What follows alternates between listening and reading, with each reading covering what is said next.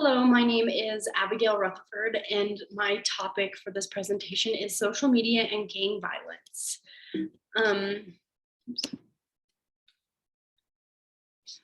The person that was interviewed for my podcast was Dr. Desmond Patton, who is a professor at Columbia, a part of many highly esteemed organizations, and is a very important researcher.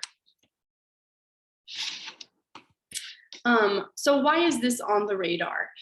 This is all started because of two rappers that had an altercation over Twitter, and there was a lot of back and forth tweeting, and there was a lot of public audience that was watching these feuds and commenting and saying things and tweeting each other back and forth until they had agreed to actually meet in a specific place to solve this altercation. Well, a few hours later, one of the rappers that was involved in the conflict had been shot and killed in that exact spot. So this is something that has been on the social media for a little bit now. Just a little background on social media. Social media is defined as websites and computer programs that allow people to communicate and share information on the internet using a computer or cell phone. There are 7.8 billion people in the world, and 4.54 billion of those people are on the internet, and 3.72 billion of those people are active on social media as of 2019. So I'm sure that number has gone up significantly, especially because from then until now we have had COVID and everybody was at home looking at their phones.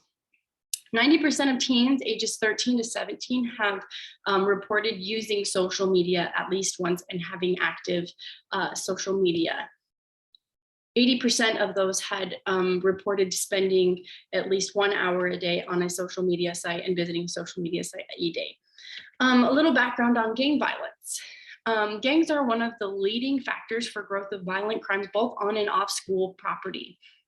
There are at least 21,500 gangs and more than 731,000 active gang members in the United States that are adults. Now, here are the numbers for youth.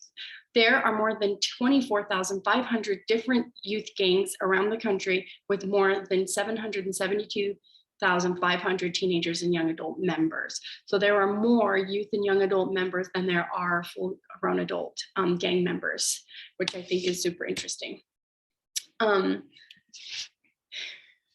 Now, two terms that were used in the podcast that I think need to be more defined is gangbanging and cyberbanging. Gangbanging is often referred to as participating in gang violence, and cyberbanging is a term that Dr. Patton actually coined in an article where social media users have a gang affiliation and use tweets, hashtags, emojis, tweets, hashtags, or emojis to threaten others, and those threats come into the real world and create real violence. So it is something that is happening. So this quote is a quote from Dr. Desmond Patton that is in regards to a conversation about a young girl who was in a gang and active on social media. Her name is Garika Barnes, and she is also known as the teen queen of Gangland, Chicago. This is important. So it says, we forgot that this was a young woman, a girl, a human who has fears and pain and trauma and stress, just like everyone else. I thought that this was super, and it was super important because we need to remember that the youth using social media are young and will often say things they wouldn't normally because they are hiding behind a screen. I think it really is sad because it is in the article they said that she had about 5,000 followers. So that means that 5,000 people were seeing what she was saying every day, and not one of them helped her and got out of the life that she was living. She even often tweeted about after she killed somebody that she felt really sad and distraught and disturbed because of all of this, even though this was a life that she was choosing. So I think that is super important. So a question that was posed during the podcast is, should social workers watch their clients' tweets? And Dr. Desmond said, it's important to think about ethics and the ethics involved in this work. And I completely agree. I think that it is interesting to have that kind of perspective. And in the podcast, they even refer to it as a 360 view. And I think you can get a lot of information from it from your clients. But as he said that, like, I think it is unethical just because I think it's inappropriate for us to be, considered as friends or, involved in their social media life because it is a very unprofessional setting. But I do think that in the future, there could be new terms that come to this and reasons that we might actually acquire a client's social media website so that we can know more about what they're doing at home.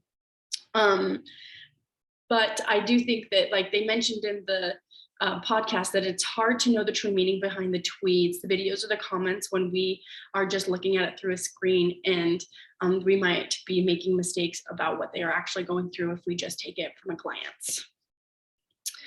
What they are missing. There are over 1 billion people on TikTok and Instagram, and there are almost 530 million people on Snapchat.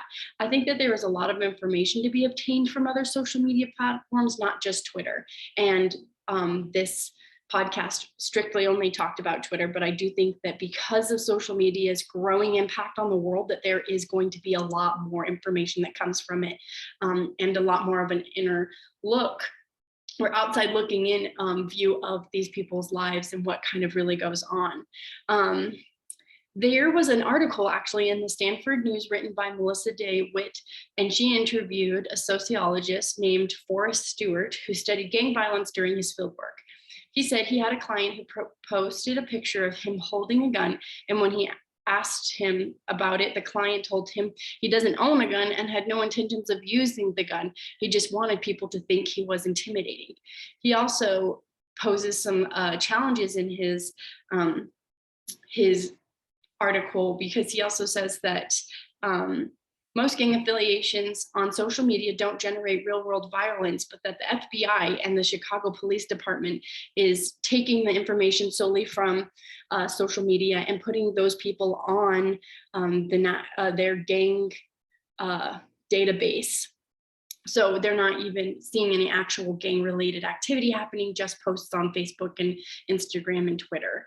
So I thought that that was super interesting. But I do think that there is a lot to be learned, but we should take into consideration that this might all be for show, and there is some gang activity in the sense that kids want to be intimidating or perceived as hard or scary to the people around them. I think that is gang related, but that it might not have as much of an impact on violence in our communities as we might think.